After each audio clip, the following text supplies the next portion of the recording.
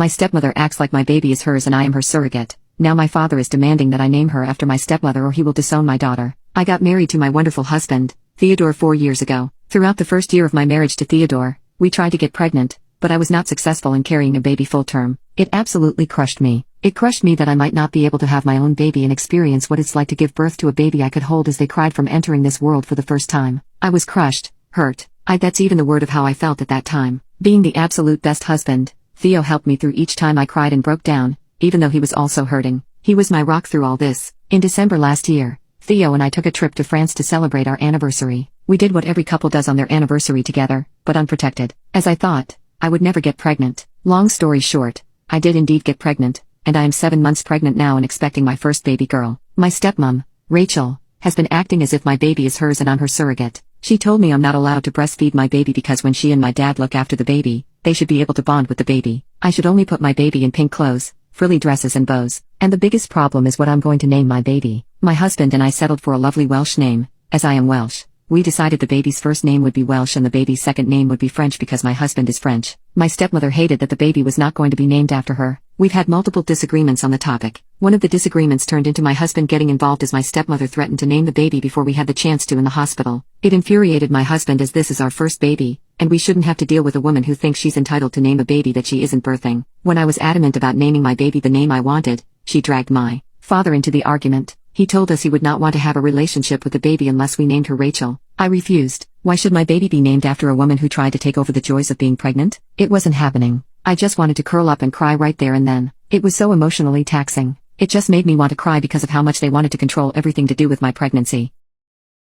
Who's someone you met that felt like a movie character come to life? When I first met my girlfriend Tara, I knew I would never touch her with a 10-foot pole. She looked like Elle from Legally Blonde. She revved her pink Porsche on campus and had a wet-looking chihuahua in her purse. I didn't know people like her actually existed, and I was trying to get an accurate read on her to figure out her whole shtick when we accidentally locked eyes. I noticed her razor-sharp vision look straight at my Darth Vader t-shirt, and I immediately knew I made a mistake coming here with my nerdiest shirt. But she quickly proved me wrong when she came up to me and asked if I liked Star Wars. We started to hang out every day after that, often going to her dorm to just chat about life and new theories about Star Wars. But any time she asked to go to my house, I had to make up a lie about how it was too messy or how my mother wouldn't want someone to come over. She always looked slightly disappointed, but I couldn't let her know the truth. I had been living in my car for months because my parents had died, and I couldn't afford to pay for both tuition and dorming, and there was nowhere for me to stay. I had to shower in our school's free gym, and I made sure to park just outside the school's official parking lot to avoid any expensive parking tickets. For a while, no one knew about it. But one night, Tara begged me for hours to see my place, even offering to make me some dinner there. I told her I genuinely couldn't, but she started to look at me suspiciously. I decided to call it a night after that and she offered to walk me home,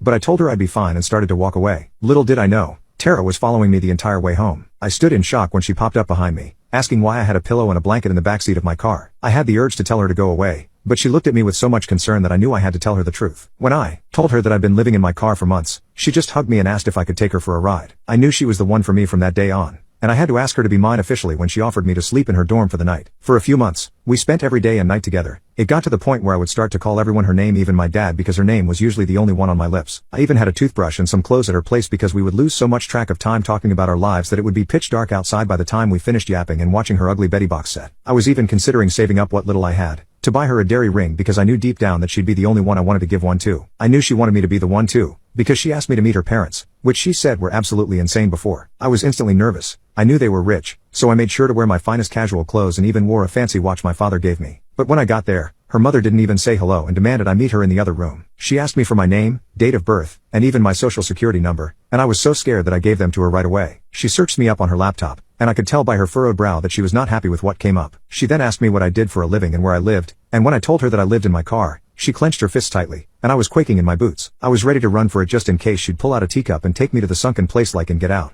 But she just looked at me and asked me why I truly wanted to date her daughter. I told her it was because she was the most beautiful girl inside and out, but she didn't buy it. She told me she'd make me a deal, take $100,000 and leave her daughter in the gentlest way possible, or she'd make sure to sue me for every cent I had and could make in the future. I was in shock. Was this lady married to Mr. Beast? But then anger started bubbling inside because she thought she could easily buy me out. But then I thought about it for a few minutes, and then for 20 minutes, until I decided 100,000 is 100,000, so I took the money and ran. When I left, I could tell she thought she won, but she had no idea that I called Tara that night and promised her that if she'd wait for me for a few months, I'd make sure she'd never regret it. She was convinced I was trying to ditch her for another girl, but when I explained to her that I would never even think of living without her, she agreed. From there on, I got to work. In my intro to business classes, I heard of the way a lot of companies get rich quick, investing. So I decided to download an investment app to see if I could scrape up any money from this $100,000. For months, I grinded the free lessons and earned in-game coins to buy stocks by competing in tournaments with other people about our investing knowledge. I even invited 5 of my friends to earn an extra $888 so that I could use it to buy more stocks and build up my money. To make things simpler for myself, I started auto-investing like top investors such as Nancy Pelosi and Warren Buffett, because I knew they had a magic hand when it came to investing. And I used all their stock charts to know what stocks were going to do well in the coming months. When my investments reached 6 zeros, I knew the time had come. I cashed everything I earned and marched on down to Tara's mother in my little house car. I banged on her door so loud that she opened the door holding a comically large musket, and pointed it right at me. I had to chuckle. She said that she wasn't going to give me any more money, but she put the Quaker Oats strap down when she saw me holding a huge check for $100,000. I had this long speech prepared, but all I could think about was how I'd get to see Tara again. All I told her was that I would get infinitely more of that for Tara because I would do anything just to be around her, as she was my everything. She looked at me up and down for a few seconds before saying that this didn't change anything. She said that while Tara is under her roof, she has to follow her rules, and she just made a new rule called, "Don't date broke butt men." She threw the $100,000 back at me and for a moment, I felt like I lost her forever. But then I had a crazy idea and jumped right back into my car and booked it to Tara's. I got to her dorm and explained the situation, hoping that she'd understand. To my absolute shock, she said that her mother had done this before and her first boyfriend had just taken the money. She was afraid that I would do the same, so it made her really happy to know the lengths I went to secure our future. But she knew her mother wasn't going to change for us, so I asked her to hear me out. If she moved out with me, she wouldn't have to control her anymore. I only had 2 seconds of seeing her happy face before I fell down from her tackling me with a hug. When we chose the house, I let Tara have complete control over decorations, telling her not to worry about the cost at all because my bank account is close to looking like someone's phone number. Edit. For everyone asking, the app is called Bloom. Learn to invest. I crashed my car because of my girlfriend and it nearly unalived us both. Now she's crying and begging when I told her to look for a new partner. My girlfriend and I have been together for a little over 10 months now. We haven't had any heated arguments or fights, except that she keeps tickling me randomly even though I've repeatedly told her never to do it again because I can act strangely to it. Now to get to the current situation. This week, I've had my car returned from a paint job and some major look changes, and I was satisfied with the results, so I took a day off from work and took my girlfriend on a short trip outside the city. We drove to a lake, ate food, and relaxed for a few hours until it got pretty dark. We decided to head back home to get some sleep as I had to go to work the next day, and she had an exam. On the way home, I started talking about how happy I felt with the paint job, and she started tickling me out of nowhere. I pushed her hand away and told her to stop. Then she reached for my ribs with both hands and got me swerving off the road. Thankfully, nobody was hurt, although my car got some deep scratches, but that doesn't matter anymore, as I had already slowed down after her first attempt to tickle me. I'll admit that I told her, "What the F is wrong with you?" as soon as we stepped out of the car, and she started crying, but I couldn't care less as I felt as if my veins were about to pop. When we got home, I told her to pack her things and go to her best friend, but she threw a tantrum and begged me to forgive her for a little mistake. I didn't say a word. I stared in disgust and pointed to her luggage. After her friend picked her up,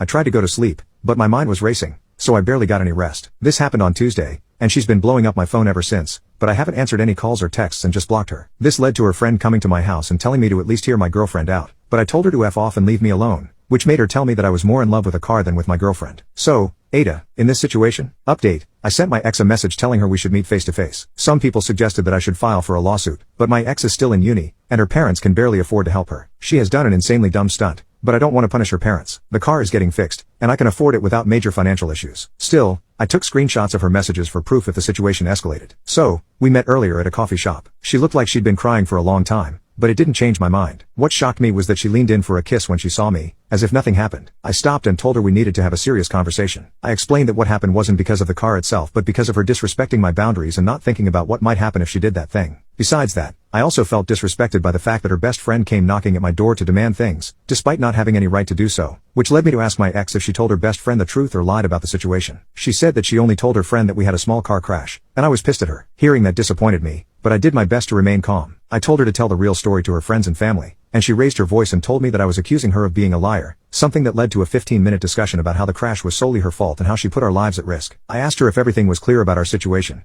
and her response was, "Yep, 100%. Can we go home now?" That honestly shocked me. I told her there was no way we could be back together and suggested she be more careful and considerate with her future partner. Her reaction was all tears, shaking, begging me to reconsider my decision, but I just can't look at her the same. I explained again that for me, it wasn't a small mistake she made. It was a full-on stupid decision that an adult shouldn't do, as it could have resulted in something deadly. She just thinks I'm exaggerating, and this back and forth argument led to her asking if there's someone else in my life and if I'm just using the accident as an excuse. I denied it and told her that she was too selfish even to realize that she broke my trust and disrespected me by saying this crap. I left the coffee shop feeling like I'd been talking to a wall, but at least I can't say I didn't try to converse. Her mom texted me an hour ago asking what happened, and I told her everything. I said I didn't want any money from them but only asked my ex to keep her distance from me. She apologized for what her daughter did and wished me all the best. As for her friend, from my understanding, she just came to my house without talking with my ex about whether she should do it or not, so I guess she just tried to be the main character in this whole story. Right now, I'm preparing for work, but my chest isn't heavy anymore.